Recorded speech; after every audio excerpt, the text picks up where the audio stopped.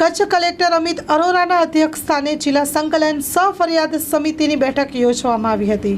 જિલ્લા પંચાયતના પ્રમુખ અને ધારાસભ્યોના પ્રજાહિતના પ્રશ્નોનું તાત્કાલિક નિવારણ લાવવા માટે જિલ્લા કલેક્ટરે તાકીદ આપી છે। રોડ, રસ્તાઓ, પાણી, શિક્ષણ સહિત વગેરે પ્રશ્નોની બેઠકમાં પદાધિકારીઓ દ્વારા રજૂઆત કરાઈ છે।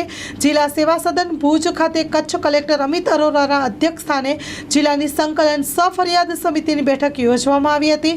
જિલ્લા કલેક્ટર સમક્ષ ઉપસ્થિત પદાધિકારીઓ પ્રજાહિતના વિવિધ પ્રશ્નોની રજૂઆત કરી હતી।